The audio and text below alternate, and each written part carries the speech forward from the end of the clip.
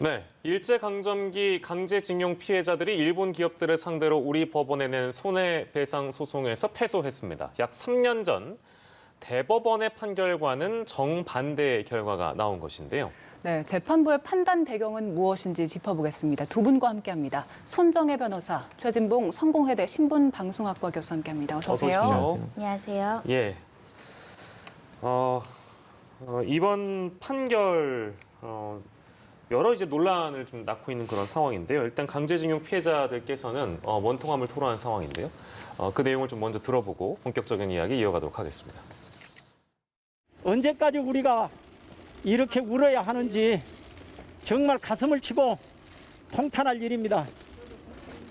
우리 선친들이 어떻게 일본인들에게 당했습니까? 오늘 당사자 어르신은 85세 되신 분입니다. 아버님이 징용 갔다 오신 분입니다.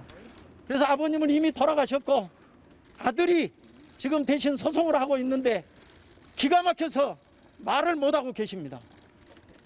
나라가 독립됐다고 해서 이걸 요청했는데 이것도 오늘 한심한 결과를 가져옵니다. 아버지, 이 판사들이 한국 판사가 맞습니까? 한국 법원이 맞습니까? 한국 검찰이 맞습니까? 참으로 통탄할 일이고 입을 열어 말을 할 수가 없습니다. 네, 강제징용 피해자 유족들의 또 원통함 저희가 만나봤는데요. 많은 분들이 아시겠습니다만 이 강제징용 판결은 최종심까지 13년이라는 시간이 걸렸습니다. 대법의 판결은 그랬는데요. 근데 그 결론을 하급심에서 뒤집은 정반대 결과를 내기까지 3년이라는 시간이 걸렸습니다. 이게 좀 이례적인 일이라고 봐야 되는 걸까요, 손정혜 변호사님? 이례적일 수 있습니다. 왜냐하면 대법원 판결, 특히 대법원 전원합의체 판결 같은 경우는 하급심 판결에서 주로 이제 그대로 인용하고 따르는 것이 통상적이고 그 해당 사건에 관해서는 기속한다라고 기속력이 법령에 규정되어 있기 때문에 네. 대법원 판결을 뒤집는 건 쉽지 않은 일이다 이렇게 말씀드릴 수 있고요. 이 사건이 이제 1심이기 때문에 2심, 3심까지 가서는 기존의 대법원 논리대로 그대로 이제 또 항소심에서 뒤집히거나 파기환송될 가능성 굉장히 높다 이렇게 예. 말씀드릴 수 있는데 우선은 일단 최대 규모의 사건이고 유족들이 85명이 일본 기업 16곳 상대로 소송을 했기 때문에 굉장히 많은 그 사람들이 참여한 사건인데 1심에서 기각도 아니고 이제 각하 판결이 나왔다는 점에서 네. 좀 많이들 불만 섞인 목소리가 당연히 나올 수밖에 없는 상황이고요. 대법원 전원합의체 판결은 청구권 협정이 있다고 하더라도 이런 반인도적인 전쟁 범죄에 대해서는 개인 청구권까지 소멸됐다고 보기 어렵다. 개인 청구권 행사할 수 있다. 소멸시효 문제 없다라고 판단을 내렸는데 이것에 정면 반하는 판결이 나온 상황입니다. 예. 네. 최대 규모의 소송이었기 때문에 많은 분들이 관심을 가지기도 했었습니다. 재판부의 판결문 내용을 하나씩 좀 짚어보겠습니다. 재판부에서는 일단 만약에 국제재판소로 일본이 이 사건을 가져가면 한국의 청구권 협정 위반 판단이라고 내리면 우리나라의 위신이 바닥에 추락을 하고 대표적 자유민주주의 국가인 일본과의 관계가 훼손이 되고 나아가서 한미 동맹으로 우리 안보와 직결된 미국과의 관계까지 훼손될 수 있다. 이렇게 판시를 했습니다. 지금 재판부에서는 그 사법적인 측면 외에도 외교적인 관계 그리고 위신을 이유로 들었습니다. 이 점을 좀 비판하는 목소리도 있습니다. 왜냐하면 법이라는 것은 법과 원칙과 판례에 기초해서 판단을 해야 되는데 재판 외적인 요소를 지나치게 고려를 해서 재판부가 사법적 기능보다 외교적 기능에 충실했던 거 아니냐라는 비판도 나오고 있는 상황인데 일단 뭐 전혀 근거가 없다라고 말씀드릴 수는 없습니다. 사실 네. 국제사법재판소에 우리나라 대법원 전원합의체 판결에 반하는 선례가 있긴 합니다. 그래서 패소 가능성이 전부 없는 것은 아닌데 또 우리로서는 제소되면 또 새로운 세계적인 흐름과 인권적인 측면에서 새롭게 그 국제사법재판소의 선례들을 이제 바꿔나갈 수 있는 상황이기 때문에 1심에서 굳이 이것까지 고려를 했어야 됐느냐 이런 예. 아쉬움은 남아 있고요. 특히 외교 문제는 사실 정부에서 굉장히 중요한 숙제이긴 한데 예. 이게 1심 판결에서 이렇게 각하가 나온다고 해서 또 바로 매듭지어서 일본과 이 문제가 해결될 것이냐 그것도 사실은 부정확하고 좀 어떻게 보면 미래를 긍정적으로 보기는 어려운 측면들이 있기 때문에 사법이 너무 외교적인 부분도 고려를 했다라고 말씀드릴 수 있는데 이 이유만으로 또 각하하신 건 아니고 여러 가지 종합적인 법리적인 판단에 기초해서 판단을 내렸고 이 판단이 옳은지는 또 항소심에서 다시 한번 판단을 받으셔야 될 것 같습니다. 예, 뭐 근데 그럼에도 불구하고 이제 판결문 내용에 등장하는 이제 여러 가지 표현들이랄까요? 이제 그런 것들이 많이 논란이 되고 있는 것 같습니다. 이제 저희가 다음으로 보여드릴 내용은 이제 바로 한강의 기적이라는 표현이 들어가 있는데요. 재판부가 이제 당시 대한민국이 청구권 협정으로 얻은 외화는 이른바 한강의 기적이라고 평가되는 세계 경제사에 기록되는 눈부신 경제 성장에 큰 기여를 했다.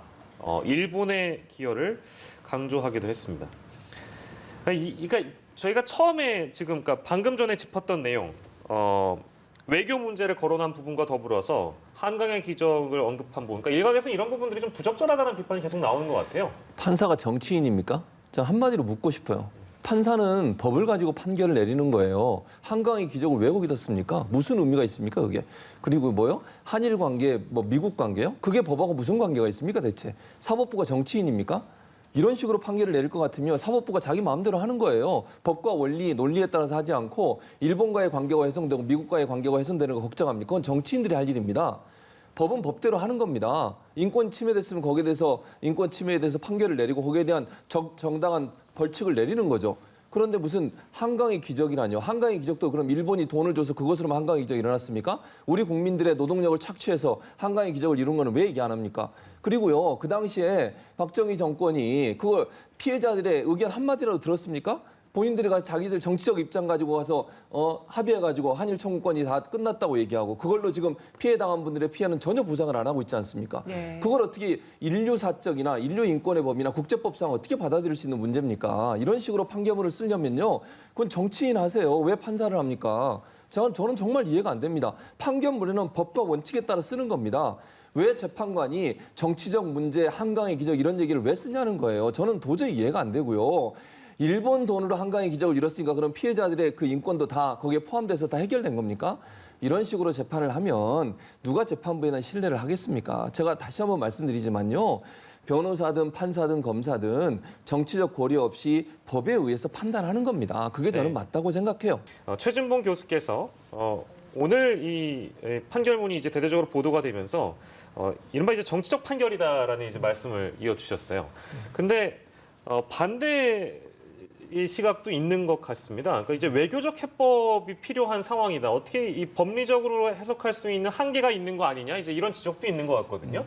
그 부분에 대한 또 부연 설명해 주시면 좋을 것 저는 같습니다. 이렇게 생각해요. 그러니까 사법부는 법적으로 판단을 내리는 겁니다. 외교적 문제는 정부가 푸는 거고요. 그래서 지난번에도요. 대법원에서 판결 나오고 나서 이 문제가 외교적 논란이 되니까 우리 정부가 몇 가지 제안을 했었어요. 그러면 일본 정부와 우리 정부가 반반씩 돈을 부담해서 피해자들에 대한 피해 보상을 하자. 왜냐하면 그게 이제 한국에 있는 일본 기업들의 그 재산을 좀 압류하고 그걸 현금화해서 지급하는 문제가 논란이 됐잖아요. 네. 근데 사법부가 그것까지 고려할 이유는 저는 없다고 생각해요.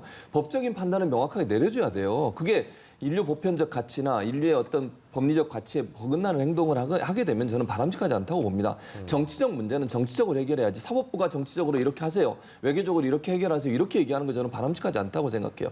그건 정부의 영역이고 정치의 영역이니까 사법부는 법과 원칙에 따라서 판결을 내려주면 저는 된다고 생각합니다. 그리고 나서 그게 논란이 되면 정부나 아니면 다른 기관들이 나서서 그 문제를 해결하기 위해서 외교적으로 풀 수 있잖아요. 예. 근데 사법부가 굳이 판결문에 외교적 문제나 한강의 기적이나 이런 정치적 발언들을 집어넣으면 본인들의 의도와 관계없이 그건 충분히 정치적으로 오해받을 수가 있어요. 네. 제가 더 화가 나는 것 중 하나는 뭔지 아세요? 판결문에 보세요. 이렇게 돼 있습니다. 식민 지배와 강제 동원이 불법이라는 건 모두 국내 해석이다. 일본은 물론 국제사회에서도 식민 지배의 불법성을 인정한 적이 없다. 이렇게 썼어요. 이게 말이 됩니까? 우리가 식민 지배 받았잖아요. 일본이 그런 행동을 했고요. 네. 예. 어떻게 판결문을 이럴 수가 49쪽 판결문 중에요. 한 번도 강제 동원 피해자들의 어떤 아픔, 피해, 고통 이런 줄 한 줄도 없습니다. 어떻게 이렇게 판결을 내리는지 모르겠어요. 저는 네. 이게 정말 그 피해자들의 마음을 조금이라도 이해한다면 이렇게 판결을 저는 쓸 수 없다고 봅니다. 제 네. 개인적인 생각입니다만. 예, 예. 그래서 판사는 정치적인 판결을 하지 마라. 판사는 법에 의해서 하고 정치적인 문제나 외교적 문제는 정부가 나서서 할 수 있도록 하는 게 필요하다고 저는 봅니다. 예. 네, 판결문을 조금 더 짚어보겠습니다. 판결문에서 한일 청구권 협정에 대한 언급도 있었습니다. 재판부는 일본과 일본 국민에 대한 우리 국민의 개인 청구권이 한일 청구권 협정에 의해서 소멸되거나 포기됐다고 할 수는 없지만 이를 소송으로 행사할 수는 없다.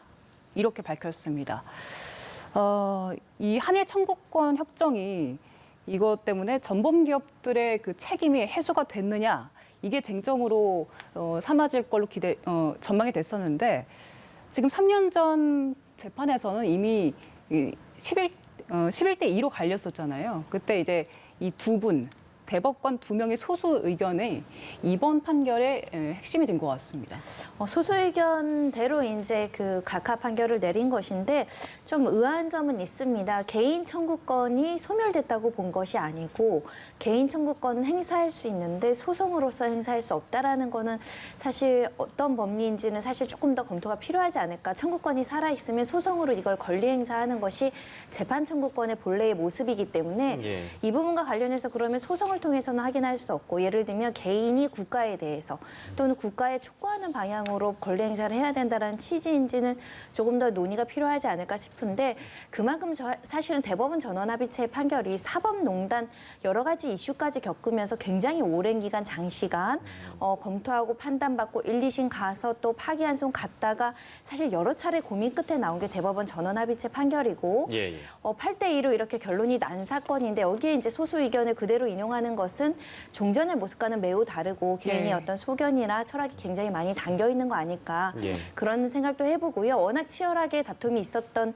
사건이고 또 일본에서 굉장히 강력한 항의를 하고 있는 상황이고 또 다른 사건에서는 강제 집행 절차까지 지금 실시하고 있는 사건이거든요. 예. 그만큼 시간이 지남에 따라서 항소심에서 충분히 결론은 바뀔 수 있다라고 보셔야 될 것 같은데 다만 이제 이렇게 판결이 나오면 오히려 이제 일본에서 우리나라에 대해서 과거에 이제 주장했던 여러 가지 논리 중에 식민 지배의 정당성을 강조하기 위해서 우리나라의 경제 발전에 일본이 기여를 했다던가 네. 이 식민 지배 자체 불법성이 없다던가 위안부 관련해서 강제로 불법적인 수단으로 국가가 개입한 적 없다고 한다던가 강제징용도 마찬가지로 정당한 어떤 계약의 기초에서 충분한 보상을 했다라는 여러 가지 논리가 있었는데 그에 좀 악용될 소지가 있지 않을까 하는 우려도 한번 가져보는 것이고요. 예. 대법원 전원합의체 판결에서 압도적으로 다수 의견으로 사실은 청구권 행사할 수 있다고 판단이 나온 만큼 예. 항소심에서 아주 특별한 새로운 증거라든가 새로운 법리가 없으면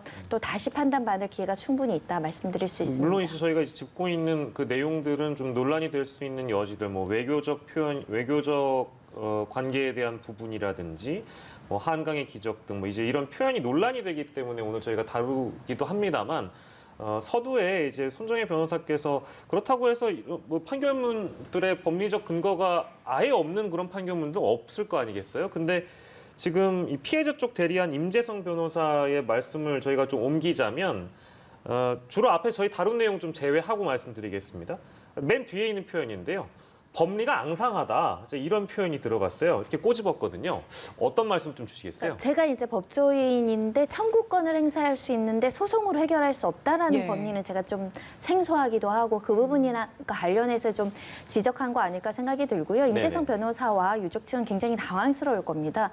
종전의 어떤 법리적인 실무 예를 보면 대법원 전원합의체를 불복하는 1심은 좀처럼 없거든요. 그만큼 승소 가능성을 높게 보고 시작한 소송인데 그리고 이제 납득하기 어려운 법리로 이제 패소를 했기 때문에 이런 반응이 나올 수 있다 말씀드릴 수 있는데 국민들께서도 오해하실 수 있습니다. 같은 사안을 바라보지만 법관 스스로 어떤 양심과 어떤 법리에 따라서 재판하지만 또 시각에 따라서 다른 판단이 충분히 나올 수 있거든요. 그래서 예. 1, 2심 판결이 그래서 달라지는 이유가 있는 것이고 그래서 대법원 전원합의체에서 이제 가이드라인 정리를 해준다라는 측면에서는 대법원 전원합의체가 유죄라고 했지만 과거에도 무죄로 뒤바뀌고 시대 흐름에 따라서 뒤바뀔 수는 있거든요. 예, 이 사건이 만약에 1심 판결이 그대로 항소심에서 논리가 유지돼서 각하가 유지된다면 네. 또 대법원에서 다시 또 논의해볼 여지도 남아있기 때문에 한번 예. 지켜보시자. 하지만 지금 나와 있는 정보만으로는 전원합의체 판결을 불복하면서까지 각하를 할 만한 충분한 근거가 새롭게 있었느냐라는 부분은 좀 의문을 제기할 수 있습니다. 예, 네, 알겠습니다. 네, 재판부에서는 이번 판단에 대한 근거로 두 가지를 들었습니다. 비엔나 협약 제27조 그리고 국제법상 금반원의 원칙을 들었는데요. 일단 비엔나 협약 제27조는 어떤 당사국도 조약의 불이행에 대한 정당화의 방법으로 그 국내법 규정을 원용해서 안 된다 이렇게 규정하고 있다고 하고요. 또 이미 표명한 자기의 언행에 대해서 이와 모순되는 행위를 할 수 없다는 금반원의 원칙 이 두 가지를 주요 근거로 내세웠습니다. 최진봉 교수님께서 한 말씀 주시죠. 저는 뭐 법조인이 아니지만 제가 해석해 보면 이렇습니다. 이 금반의 원칙이란 두 가지잖아요. 조약은 뭡니까? 한일 청구권이잖아요. 그 얘기를 하는 것 같아요. 그다음에 자기 언행에 대해 모순된 행위를 할 수 없다는 국가와 국가는 그렇게 했어요. 일본과 한국이 그전에 그렇게 했습니다. 그거 맞습니다. 지금 재판이 국가와 국가 간의 재판입니까? 피해자들이 피해를 입혔던 사람들에 대해서 지금 재판을 하고 있는 거예요. 기업에 대해서. 네. 이건 국가 대 국가의 문제가 아닙니다. 다시 얘기하면요. 피해자와 가해자가 합의한 게 아니에요. 조약을 맺은 게 아닙니다. 네. 정부가 조약을 맺으면서 피해자들의 의견을 들었습니까? 아니 본인도 지금 이번에 판결을 내린 이 재판장도요. 개인의 청구권은 살아있다 하잖아요. 소멸되지 않았다고 그래요. 다만 너무 애매하게 소송으로 해결할 수 없다. 그 외교적으로 해결하는 거 아닙니까? 그럼 재판부가 왜 필요합니까? 외교적으로 해결 안 되는 거 사법부에 가서 호소하는 거 아닙니까 지금? 예. 한일 관계에서 그것 때문에 계속 해결이 안 돼가지고 지금까지 넘어왔잖아요. 박근혜 정부 때부터. 그래서 그거 해결하다고 사법부에 지금 마지막 호소를 한 겁니다. 피해자들이. 그럼 사법부가 법과 원칙에 따라서 해결을 해줘야 되는데 예. 지금 이 원칙도요. 이 협약 자체가 한일 청구권 협약이 국가와 국가가 한 건데 네. 지금 피해자로 주장하는 분들은 그때 강제징용 당한 분들이고요. 피해를 보상하라고 하는 그 전범 기업들이에요. 이게 왜 그 조약과 이게 연관이 돼 있습니까? 이거를 그러면 피해자들이 동의 안 했음에도 불구하고 한일 청구권 조약을 이미 피해자들이 합의해서 한 것처럼 그렇게 오해를 받을 수 있는 거잖아요. 예. 그래서 이 주장도 저는 맞지 않다고 봅니다. 알겠습니다. 자, 그리고 이제 이런 논란의 판결이 있으면 누가 이제 이런 판결을 내렸는가 대부분 이름이 실시간 검색어에 많이 오르내리죠. 재판장인 김양호 부장판사 이미 많이 보도가 됐습니다. 근데 이게 실제로 그 지난 3월 말에 전임 재판부 판결을 두고 언급을 한 내용이 있어요. 국제법 위반 가능성이 있어서 일본 정부에서 소송 비용을 추심할 수 없다. 이 언급이 있었기 때문에 오늘 이 판결은, 그러니까 오늘 저희가 다루고 있는 내용은 사실상 이게 예고된 판결 아니냐? 이제 이런 언급들이 나오고 있는 것 같아요. 법조계에서는 실제 그런 분석들이 나오고 있습니까? 실제 판사가 다른 판사가 내린 더군다나 이제 공개된 재판과 관련해서 공개적으로 비판하기는 굉장히 어렵거든요. 예. 이 판사의 어떤 신뢰 문제가 있기 때문에 재판부마다 다른 판단 나올 수 있지만 공개적으로 비판하는 것을 좀처럼 하지 않는데 지난 3월에 위안부 이 판결에 대한 강제 집행이 국제법 위반 소지가 있다고 공개적으로 이야기할 만큼 네. 이 문제에 대해서는 본인이 어떤 대법원 판결과 상관없이 개인적인 어떤 철학과 소식이 굉장히 강하신 성향이다. 이렇게 평가할 수 있고요. 이게 뭐 잘못됐다라고 이야기는 할 수는 없지만 예.